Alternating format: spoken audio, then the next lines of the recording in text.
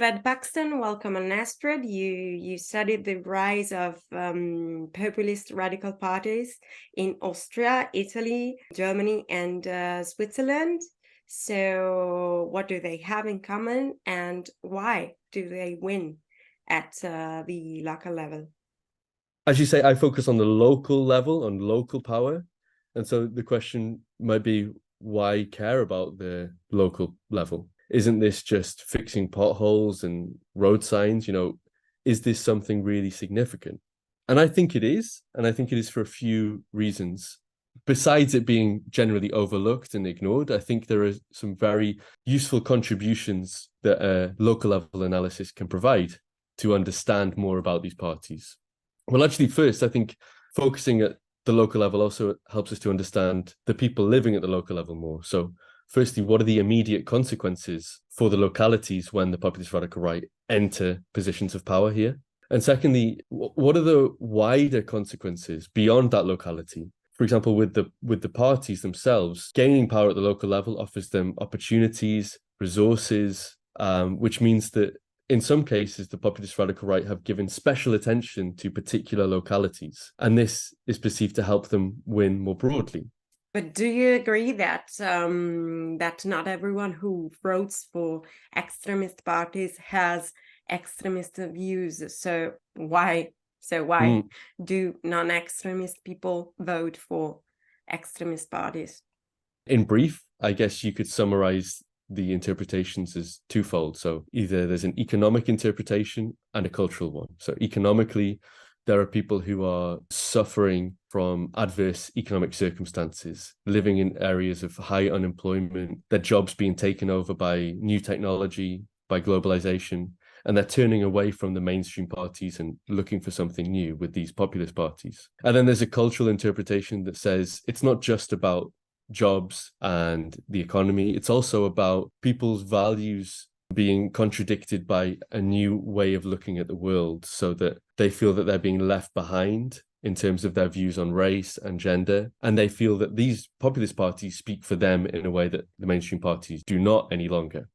It's worth also saying, when we talk about extremism, that these parties, at least in terms of the way that they present themselves and their reputation, have become less extremist in recent years. There's the idea that these parties are mainstreaming. So they are seeking to present themselves as more competent, more moderate. And we only need to look at someone like Giorgia Meloni in the Brothers of Italy party to see that their reputation does seem to have changed. Of course, there's a big debate about the extent to which that is a true representation of their ideas changing and their intentions changing, and whether this is a kind of window dressing that underneath they are still the same. Nevertheless, I think it's fair to say that many people are voting for them and they do not see these parties as extremist. So not just about the impact that they make, but also the impact that being in power makes on them. More generally, though, I think we can say a couple of things about the difficulties that populist parties in general have when they enter government. So there's firstly the balancing act that they have to perform between performing the role of government and delivering effective policy that is what is needed by the population as a whole, on the one hand, and then also appeasing the demands of their supporters, often supporters who've been with a long time and have ideological demands. And to go too far in one direction or the other risks alienating either side. So if they stay too radical, they can alienate the wider population, but if they moderate too much, then they lose their core support. So there are different strategies that radical parties perform when in government. And one very effective strategy the Lega managed to do over the last few decades when in government was to play a game of the opposition in government. So some of the politicians would be governing and trying to do so competently, and others from the same party would be there on the sidelines, attacking people within the government, attacking government policy. So playing both roles, and through doing so, somehow managing to appease both sides. We keep assuming that populist radical parties are on the right. Doesn't they exist on the left? Yeah, I mean, this is one thing that my book is very much focused on, the populist radical right.